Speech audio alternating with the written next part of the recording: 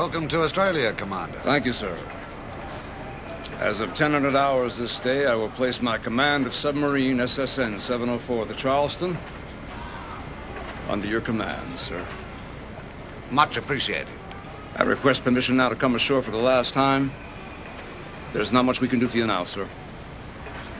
Possible you can do quite a lot. We didn't bring you here just to get to Dr. Julian Osborne. Would you report to my office within the hour and bring Osborne with you?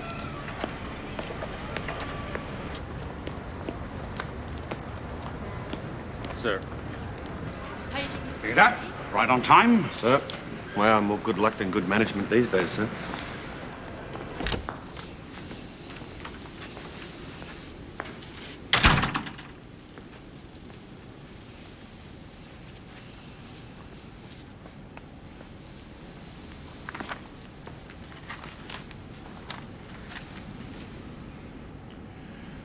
Are we nearly at stage 2 already, sir? Yes, I hate to look at it.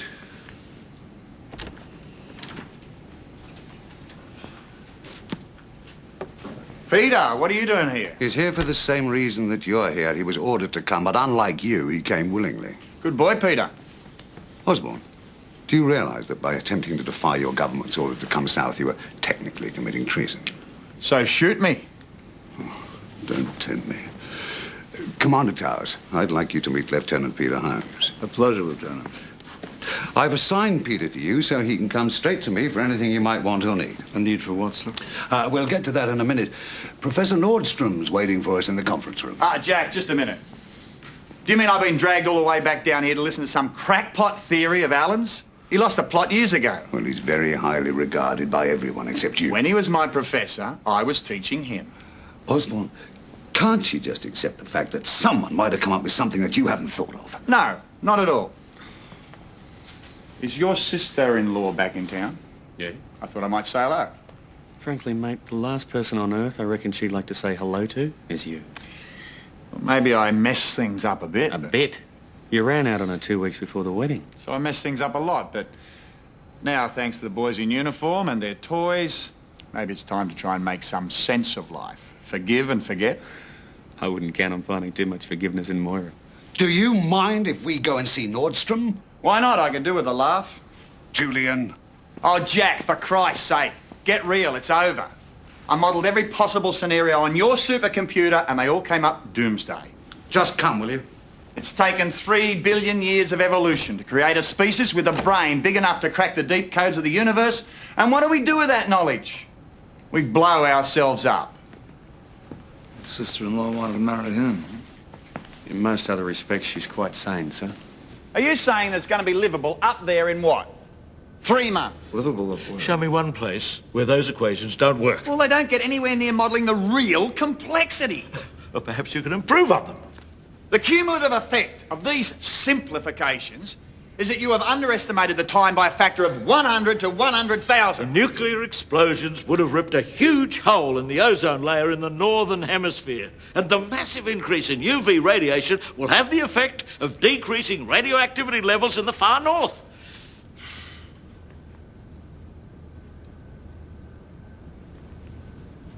Well, what about the radiation already on its way here? Nothing we can do to stop that. But somewhere above the 60th parallel north, there may be a zone where human beings can survive. Gentlemen,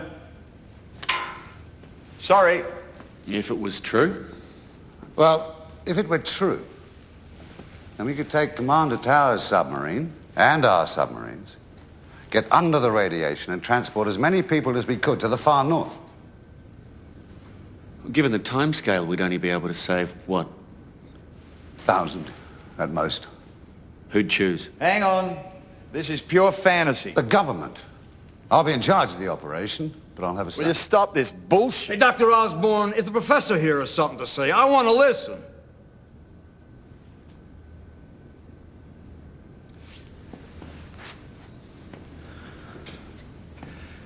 Admiral, you're suggesting I take this boat back up north to see if radiation levels are dropping. Is that the idea? Well, your boat's a lot faster than anything we've got. Provide me with the manpower and materials, sir. I can be operable in a week. That's not the point. Week's about all you've got. Which gives Melbourne what, sir?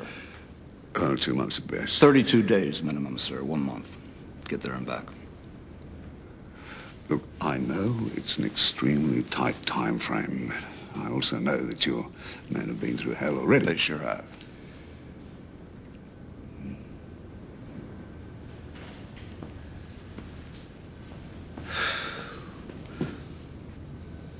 So what makes you so confident these calculations are right? Oh, there are a lot of assumptions in my calculations.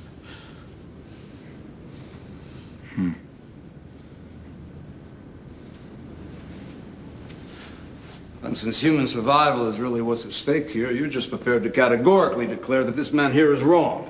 Okay, go on, test your theory. But why the hell do you need me? Commander Towers, boat, has got a supercomputer aboard. You can use it to make future predictions based on the data you collect. Alan, couldn't you go? I'll give you all the equations. The survival of mankind is not quite important enough to you, is it? It doesn't really hold an appeal. Chances of Alan's theory holding water are about 1 in a million. I'm afraid I got better things to do with the last few months of my life, Commander Towers. Alan's just had a bypass operation. I'm fine. I'd be happy to go. Okay. Alan will go. Good. Then can someone take me back to the island I was hijacked? Julian, you'll stay right here. You'll phone in every morning before 10 o'clock and tell me your whereabouts. Thank you, gentlemen. Peter, hang on a second.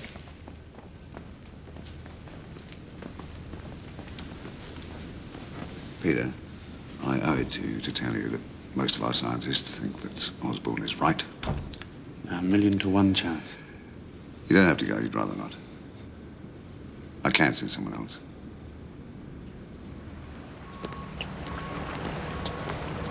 You ever been on a sub, Lieutenant? No, sir, but they've always fascinated me. This is a refitted Los Angeles-class nuclear T-6P with a twin Caterpillar drive.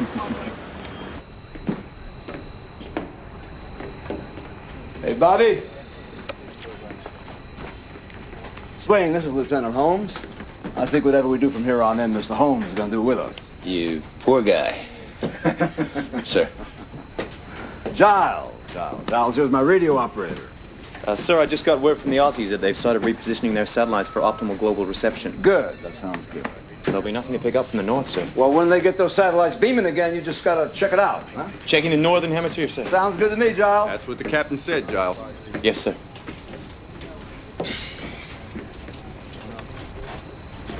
How long can you stay under?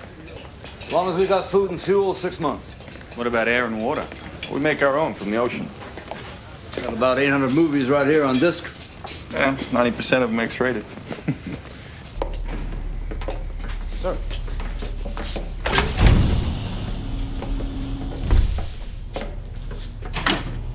Light slows depression.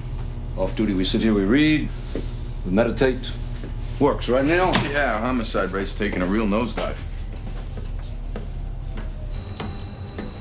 And that's it. Captain. Not bad. Not bad? Not bad. What do we have to do to impress you Aussies, huh? Australia, Neil. Everything's deliberately understated, right? Actually, it's pretty fantastic. Right.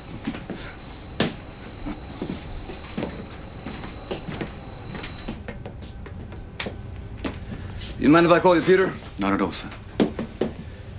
So I see the Admiral had a few words with you after I left. Yes, sir. I think he gave you the option of pulling out because he's with Osborne. This is bullshit. The Admiral did give me the option, sir. But I've decided that I'm going with you. Is there an agenda here? Yes, sir, there is. What's in it for you? Yeah, the chances are slim. But at this stage of the game, I couldn't face myself if I didn't do everything that I could. Well, I like your attitude.